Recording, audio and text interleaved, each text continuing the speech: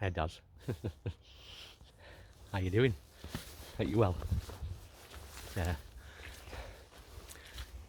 Last week I spoke about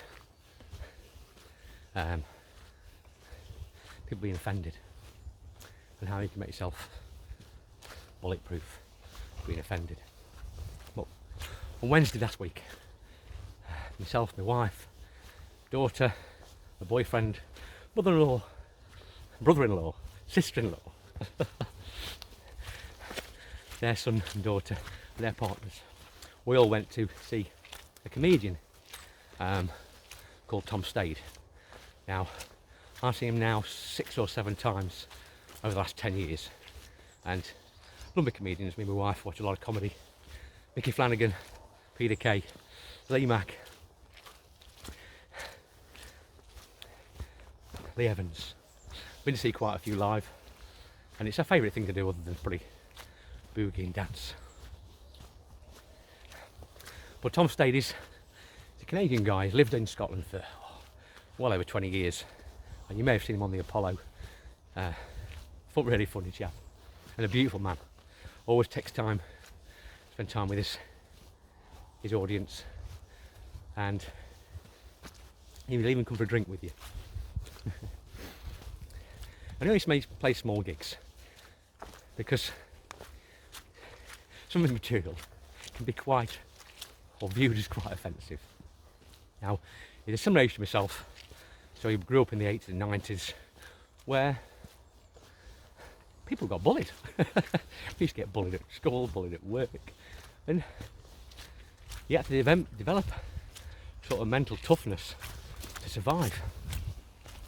So, when we're now surrounded by a society and a culture that's sort of dictating that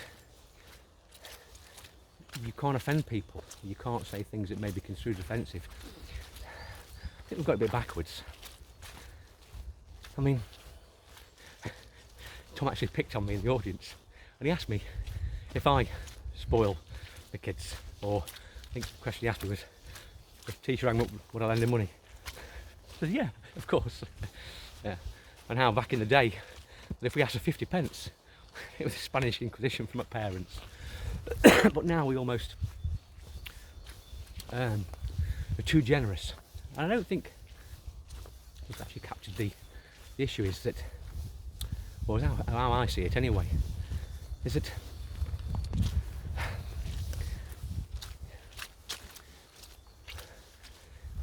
we can't expect everybody to agree with us all of the time. just not going to happen. We're all individual. We all have our own unique likes and dislikes, and even those people that your best friends, like my wife, we don't share the same views on certain subjects. But we don't butt heads. We accept that other people have a different view, and that's purely down to how they see the world and the events and happenings that have happened to them in their life. So, and I'm guilty because I've got 5 children, and I never want them to feel left out, if you like. So you provide for them as much as you can, but we provide for them in the wrong way. I had a great analogy the other day. The chap I was watching, I nearly just came across him, and he was talking about your inner and external worlds, and he likened it to a computer. You input what you want to type, and it appears on the screen in the computer. That's your inner world. But you then print it into the external world, and you realise there's a typo. Well, you can't change what's on the computer by correcting a printed bit of paper. You have to go back and input the data correctly. And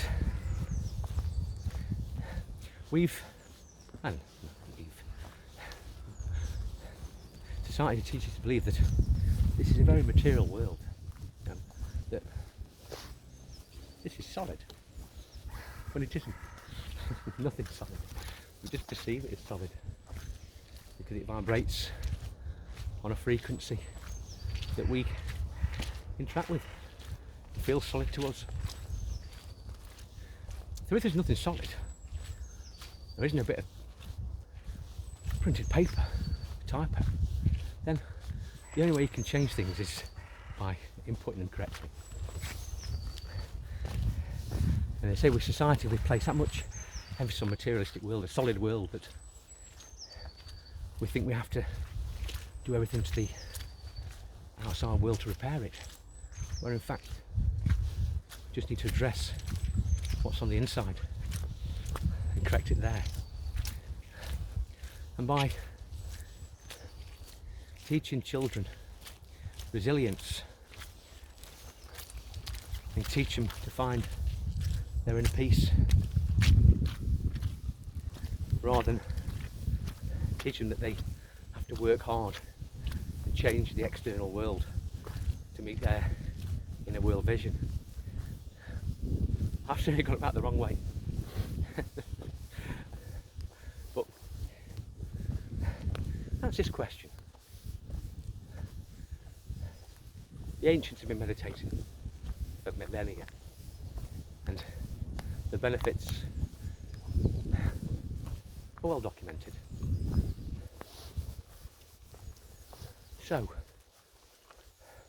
why don't we teach our children meditation as soon as they're able, just to sit there and feel inner peace? A child from 0 to 7, they say,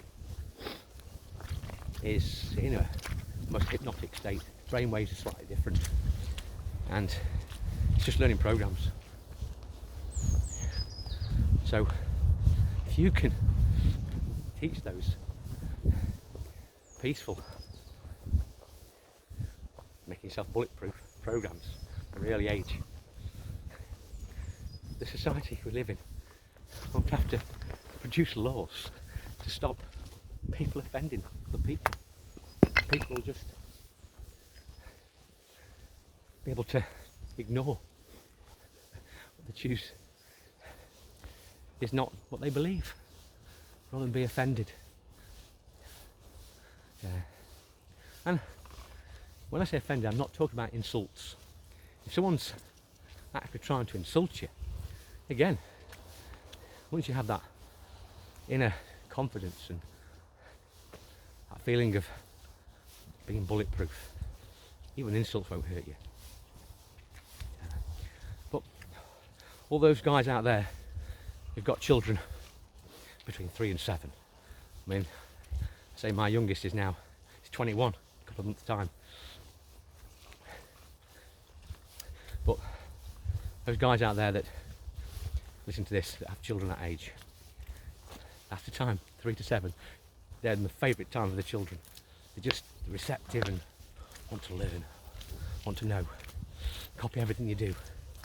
So just be a good example. Teach them to find that peace. I think that's one of the best things you can do for your children, in hindsight. But yeah, just be aware that we don't make the world, external world, a better place through hard work. We'll all make it a better place by working on our inner selves. Take care for now. Hope you're having a great day. I'll see you soon. Bye bye.